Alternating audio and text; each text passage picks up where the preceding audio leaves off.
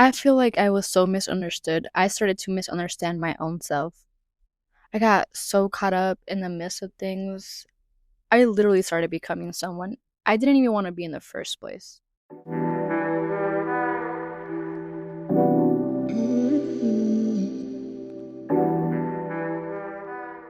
What's up, everyone? I hope you had a good week, and if you didn't, I hope it gets better.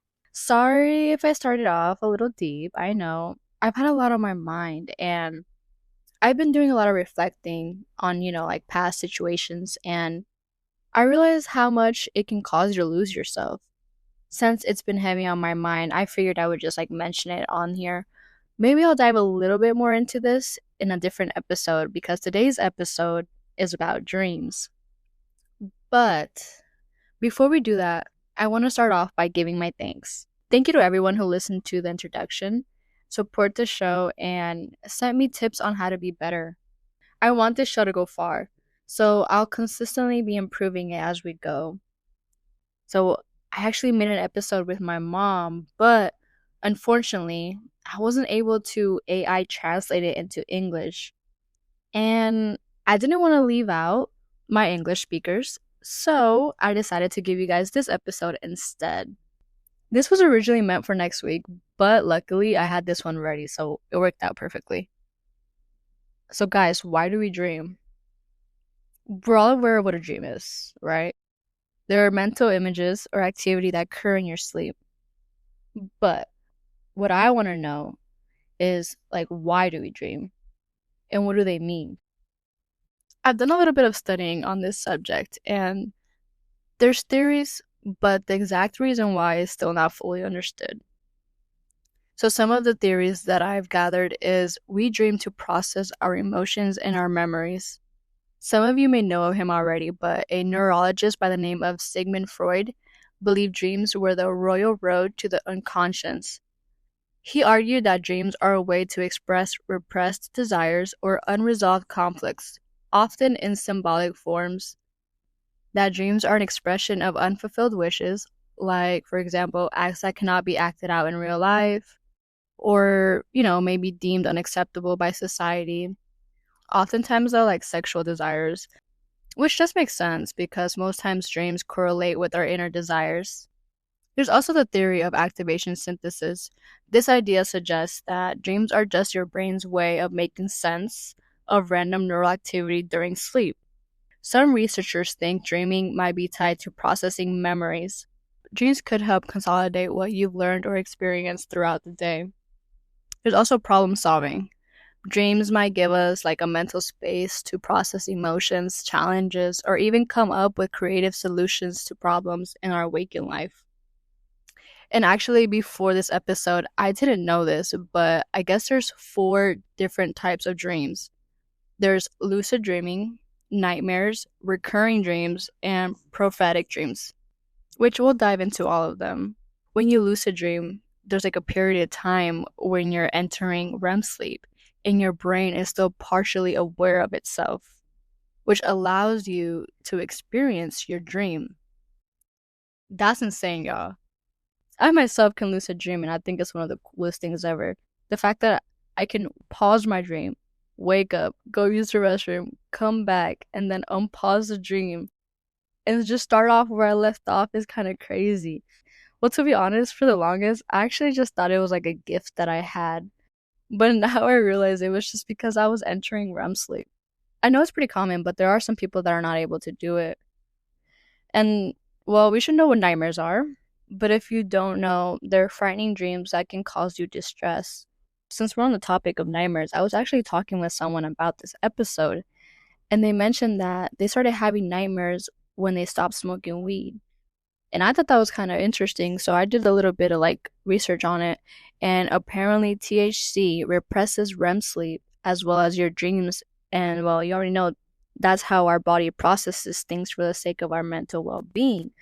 So that when you quit, you're going to get an insane REM rebound, which is what causes nightmares. You're basically blocking your brain from processing any trauma or stress that you've been dealing with. So then it catches up to you in the form of a nightmare. And it's really just like your brain subconsciously trying to get your attention to solve this. And I find that pretty interesting. So then I started thinking about sleep paralysis. I did some digging on Reddit and I found this user that explained it really well. So shout out to MurkyBerry278. He wrote, or she, it's a phenomenon when the mind wakes up and becomes active before the body does, kind of like a lag where the body doesn't realize that the mind is awake.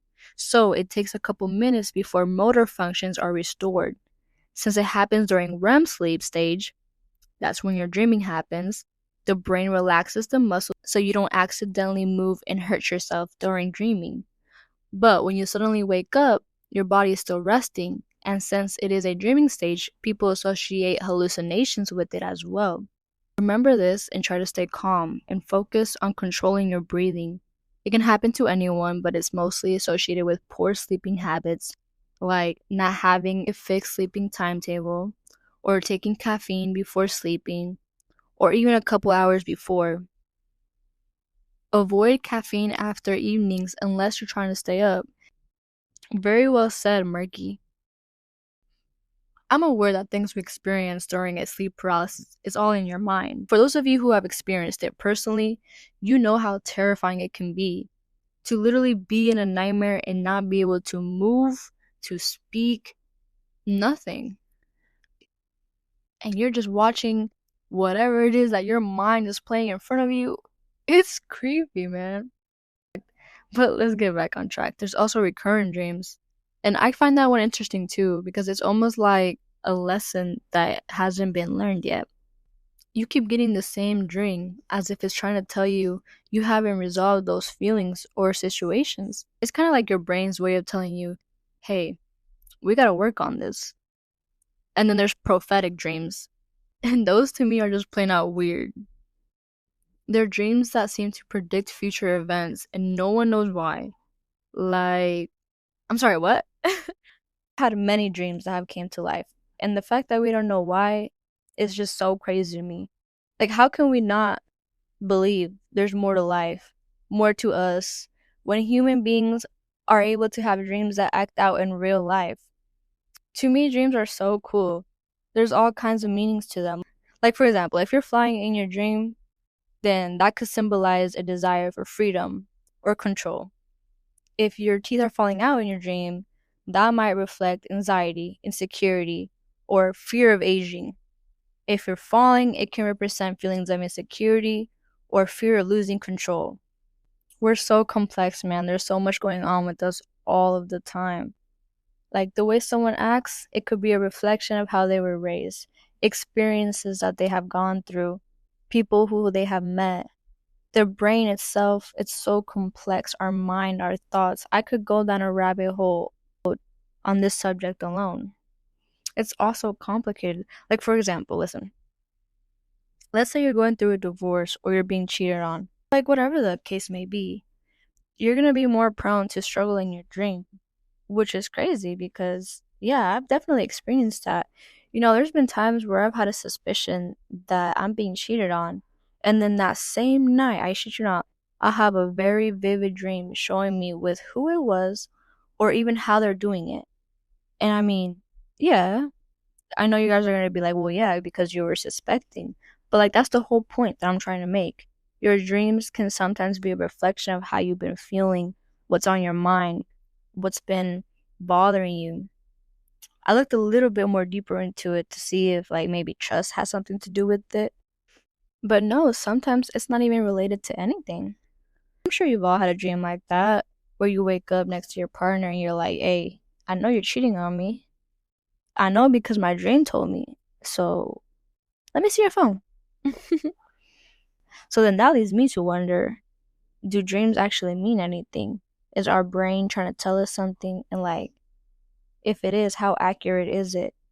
Well, like, personally, my guess is that while they might have something to do with things, I don't really think that every single time you have a dream, it's an interpretation of something deeper. I mean, for all I know, it could be. But for the most part, I just feel like dreams are strongly tied to our emotions. Like, I know there's scientists that think dreams can be a way for our mind to work through emotional issues while we sleep. For example, dreaming of an argument might be your mind processing unresolved conflict. Likewise, feelings of joy or fear might manifest in different ways depending on what's going on in your waking life. If you're someone who's into that, like interpreting dreams, and you haven't done so already, you should low-key get into getting a dream journal. Get a journal, and then, like, as soon as you wake up, write down your dreams, and then maybe you can try to interpret what it means. And if you do that, like, each time, sooner or later, you'll start getting a better understanding of your subconscious mind. I'm interested in your guys' thoughts on this and if you've had any cool dreams. So if you ever want to chat and have these type of conversations, feel free to hit me up. I think with that, I'm going to wrap up the show. I hope you guys enjoyed it. I'm your host, Genesis, and I'll see you guys next week. Take care.